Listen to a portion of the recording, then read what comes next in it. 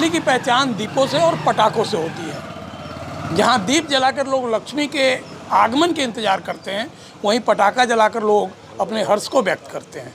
लेकिन इस बार प्रदेश के 13 जगहों में, या ये कहा जाए कि 13 ज़िलों में, जिनमें बनारस भी शुमार है, वहाँ पे पटाखा बेचना, जलाना और रखना तीनों को जुर्म साबित किया गया। ये कहा गया कि ये प्रतिबंधित है। हम कुछ लोगों के साथ हैं। ये विश्वनाथ मंदिर है बगल में, और विश्वनाथ मंदिर के आसपास के ये लोग नागरिक हैं, कुछ इसमें दुकानदार हैं, कुछ गृहिणी हैं, और इनसे हम ये जानने का प्रयास करेंगे कि वाकई ये निर्णय उन्हें कितना पसंद आया और किस ढंग से ये देखते हैं। हम सबसे पहले आपके पास आते हैं। भैया, पटाखे पे रोक है, किस ढंग से देख रहे हैं? ये दिवाली कैसी होगी? देखिए, बिना पटाखे के दिवाली तो बेमानी होगी, लेकिन वर्तमान समय में जिस तरह से पटाखे को रोका गया है, उसके पहले सरकार को ये चेतना जागृत करनी चाहिए कि पूरे शहर और यहाँ तक कि हमारे इस मंदिरों की जाने वाली गलियों को खोद करके छोड़ दिया गया है, और पूरे शहर में निकलने पर धूल का गुब्बार, चारों ओर धुंध छाई हुई है। तो पहले इसको समाप्त करने का प्रयास करना चाहिए था। दूसरा, ये हमारा त्यौहार प्रतीक है, जहाँ पर कि हम दीपदान, दीपोत्सव, पटाखे के साथ खुशी जाहिर करने के लिए, अपने त्यौहार को मनाने के लिए मनाते हैं, और ये पाबंदी जहाँ तक की गई है, हमारी समझ से उचित नहीं है। उचित नहीं है। भैया, आप क्या कहेंगे, कितना उचित, कितना अनुचित? ये सरासर अनुचित है, क्योंकि हिंदुओं के सारे त्योहारों की खुशहाली को छीना जा रहा है। होली में कहते हैं पानी वेस्ट होता है, आप रंग मत खेलिए। दिवाली में कह रहे हैं पटाखा मत बजाइए। दुर्गा पूजा, दशहरे पे कहते हैं कि मूर्तियों से गंदगी होती है, वो मत करिए। जो कि हजारों नाले गंगा जी में जा रहे हैं, गंदगी जा रही है, उससे नहीं होता है।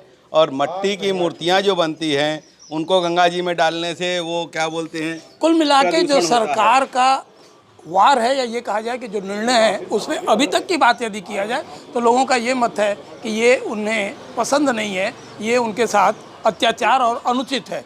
भैया, आप क्या कहेंगे, क्या लगता है आपको?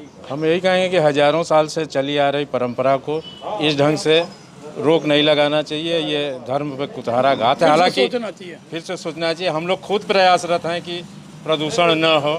हम लोग बुद्धिजीवी वर्ग में हैं, हम लोग को इस बात का ज्ञान है, लेकिन सरकार द्वारा ये प्रतिबंध अनुचित है। क्या कहेंगे भैया आप? देखिए, हमारा तो ये कहना है कि जो 2 घंटे या 2.5 घंटे का पटाखे का प्रदूषण होता है, वो कम होता है, लेकिन जो इनका निर्माण जगह जगह गली और सड़क पर चल रहा है, उससे जो धूल गर्दा उड़ता है, उससे ज़्यादा पॉल्यूशन है। ये आप क्या कहेंगे? सुधार करना, क्योंकि ये दिवाली, होली तो हिंदुओं का त्यौहार था, किंतु दिवाली को भी जो है ये बिजनेस बना दिया गया। क्योंकि 15 दिन पहले सबको जो है लाइसेंस दे दिया गया, 10 लाख, 20 लाख, 25 लाख, 50 लाख। उसके बाद जो हर दुकानदार माल भी मंगवा लिया है। अटेंडम जो इसको मना कर दिया गया कि पटाखा नहीं बजेगा, क्योंकि ये बिजनेस हो गया सरकारों की।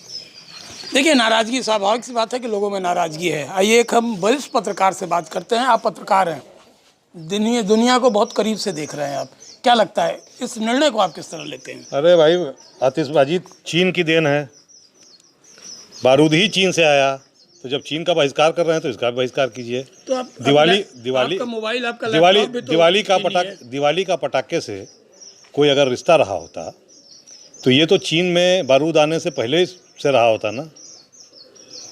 तो हमको तो नहीं लगता है कि इसका कोई बहुत ही हमारा दिवाली पटाखा दोनों से कोई संबंध नहीं है, आप ये कह रहे हैं? दिवाली आपके खाने पीने, रोशनी, खुशियाँ मनाने का त्यौहार है।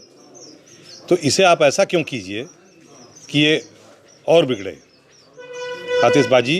लेकिन लोगों का ये कहना है कि जो सड़कें बन रही हैं, जिस विकास के नाम पे धूल उड़ाया जा रहा है, ये भी तो आपके लिए ठीक नहीं है, वातावरण के लिए ठीक नहीं है। आप पटाखे के पैसे के उपहार बांटिए ना। इस बार लोगों को उपहार बांटिए, जो वंचित हैं उनको उपहार पहुंचाइए। लोगों को उपहार बांटिए, लेकिन पटाखे न बांटिए, न जलाइए, लोगों का कहना है। पत्रकार महोदय का कहना। हमारे साथ एक गृहिणी भी हैं।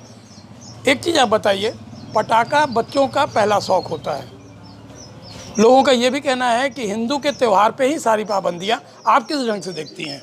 ऐसा कुछ नहीं है कि हिंदू के त्यौहार, पटाखा बजाना पहले भी गलत है और आज भी गलत है। और रही बात त्यौहार की, तो त्यौहार में पटाखे का कोई रोल नहीं होता। अगर आपको इतनी खुशी मनानी है, जिसके घर नहीं चीज़ें हैं उनके घर पहुंचाइए, उनके साथ त्यौहार मनाइए।